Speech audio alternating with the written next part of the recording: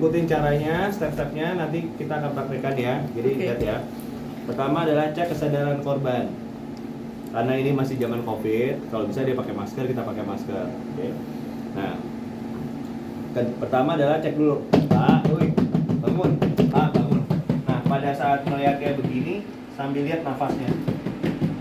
Kalau yang namanya orangnya tadi jantungnya berdenyut, masih nafas nggak? Masih. Nah, jadi Pak, bangun. Jadi ini kita gunakan waktunya. Kenapa di daerah sini? Karena di sini kalau misalnya kita goyangin ini dia getar. Jadi kalau kita bangunin orang kan di sini kan kayak di sini kayak nging kayak gitu ya. Tapi jangan Pak, ya pules yang ada. Ya. Pak, nah, ketika udah nggak sadar langsung Mas panggilin 112, 119, ambilkan AED di atas lantai 4. Nah, kan keren ada AED di lantai 4 gitu kan. Kalau yang perlu bawah, ya terserah mau di 4 di bawah. Nah, terus kedua habis AED, nah tiba-tiba dia ngorok. Kalau apalagi kita sendirian, berarti buka jalur nafasnya. Kalau ada makanannya, ada risol-risolnya mungkin keluarin dulu. Terus sampai kalau misalnya nggak ada risol, dia masih nggak bisa dia mengorok, mendengkur, ambil lidahnya, terus miringin kepalanya.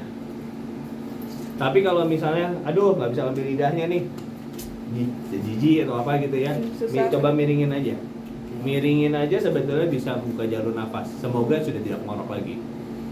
Nah, tapi kalau dia tidak ini adalah non trauma, berarti kalau non trauma artinya apa? Ada benturan atau tidak ada benturan? Nggak ada benturan, kepalanya nanti bisa diginiin. Ditarik ke belakang. Nah, ketika ditarik ke belakang begini berarti dia ketarik, kebuka jalur nafasnya. Tapi kalau ya nanti siang kita pelajarin, Delon sama Sharon sama pelajarin, ini kepalanya nggak boleh diginiin, karena kepalanya karena benturan. Jadi yang kita lakukan namanya jaw thrust, didorong nih, caling ini nih, dagunya nih, diginiin, didorong. Tapi kepalanya nggak boleh diginiin, jadi diemin, tapi kepalanya diginiin, dibuka. Itu yang trauma. Oke. Trauma. Kita belajar non trauma. Jadi setelah dibuka begini, misalnya gini, pada saat kita datang dia udah kayak gini, apa kita nggak tahu dia kena benturan atau enggak. Nah, itu bedanya gimana? Baiknya nggak usah. Kalau kita tanya orangnya, ini orang ini jatuh atau apa? Kalau nggak ada yang bisa jawab, asumsikan bahwa dia mendingan kita nggak usah apa-apain, dan kalau bisa asumsikan dia trauma kepalanya. Jadi ada yang bisa megangin begini. Tapi kalau udah sendirian, ya udah anggap aja ya. Dan susah kita manage-nya kan, ya udah kita siap-siap CPR aja. Ya, jelas ya. Nah, terus habis itu dari sini kita langsung lihat nih. Nah, CPR buka baju nggak? CPR tidak buka baju. Jadi CPR itu pakai baju, tapi untuk keperluan demo saya tunjukin ya. Jadi di mana nih kita ngegencotnya? Di mana tuh, Alvin? Atas, bawah, Jantung kiri berarti. Jantung ada di sebelah kiri atau tengah? Kiri. Jantung di mana? Kanan. Tengah. Ada tengah. Jadi memang mengarahnya ke sebelah kiri. Tapi penekanannya selalu di tengah. Nah, di tulang yang ada celongnya nih. Nah, tulang sternum namanya. Oh, di sini. Iya, di atas ya. Ya, yang celong itu yang kita tekan. Nah, ini tulang ini memang kalau bisa nggak patah? Pasti kita genjot gitu, krek. Patah bisa nggak? Bisa. Lanjut nggak? Enggak, takut. Lanjut nggak? Lanjut. Lanjut. Pilih mana? Mati dengan patah tulang atau hidup dengan patah tulang? Hidup patah tulang. Ada kenapa ntar patah tulangnya bisa nyambung, bisa nyambung lagi. Nah, jadi untuk pria itu sejajar puting susu. Kalau wanita antara bra line hari BH ini sama ketiak. Jadi di sini ya, tengah-tengahnya. Nah, kalau misalnya perempuannya, mohon maaf ya, misalnya perempuannya dadanya besar gitu ya. Kita tangannya harus nyelip di tengah. Bukan di atas dadanya. Ya, apalagi kalau misalnya penolongnya pria ya. Nah, jadi kita bilang, "Pak, izin ya, saya bisa nolongin. Boleh nggak Pak saya nolongin?" Kalau memang diperbolehkan silakan. Ya, karena takutnya kan ada video atau apa gitu ya, dan kita jangan direkam. Di dalam bukan di payudara, di sini. Di sela-selanya. Tengahnya ya. Dicari di tengah-tengah. Tarik dulu ya. Iya. Nah, dicariin yang Ya, paling sorry dekat. aku tanya lagi. Di sini kan ada celongnya nih. Ya. Tapi misalnya dia di bawah putingnya nih. Kita Nah. harus tetap dia sejajar atau Berarti pas untuk di celongan? perempuan.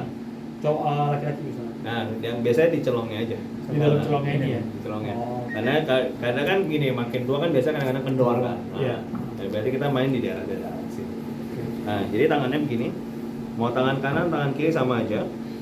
Nah, nanti kalau misalnya capek, gantian, nggak apa-apa. Badannya jangan begini nih. Banyak orang yang akhirnya badannya agak menurun ke belakang, akhirnya Kencang. pinggangnya yang pegel. Oke, masih lebih ke Jadi tengah. harus ke gini, kalau emang perlu condongin badannya lebih ke depan. Ya, jadi pakai dorong ke bawah.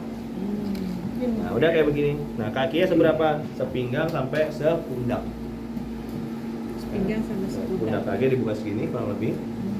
Dan nggak boleh di atas ranjang ya. Harus di bawah, harus yang keras segini. Keras ya.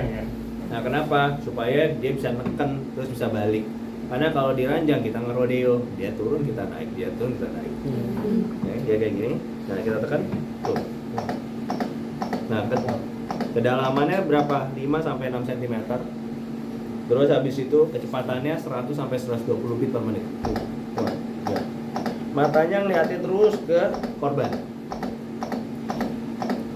Udah kayak gini terus. Sampai kapan? Sampai korbannya sadar, Sampai bangun. sampai pertolongan datang, sampai kita capek, atau emang udah ada tanda kematian. Nah, gini terus. Nah, tiba-tiba bunyi krak, kendorin dikit. Tapi kalau ada 2 orang, kalau ada 2 orang yang nolong, satu begini, yang satunya pegangin nadi. Di leher. Nah, nadi ini adalah nadi yang terakhir berdenyut saat serangan jantung. Oke? Nah, berarti kalau kita berasa denyutannya, Iya, berasa. berarti jantung kita normal. Kalau jantungnya berhenti, ininya berhenti. Ya, jadi kalau misalnya kurang nih, Mas Kevin belum kenceng, nggak berasa, berarti kurang tekan. Tapi kalau sendirian ya susah kan begini. Iya. Ya udah, kurang lebih kedalamannya 5 sampai 6 cm. Nanti kalau misalkan dia udah sadar, dia pasti akan buka mata. Iya, pasti buka mata. Biasanya responnya buka mata, tangan gerak, dia batuk. Kalau Iya, ini korban ngapain tenggelam, dulu? airnya keluar pelan-pelan, nah dia batukin.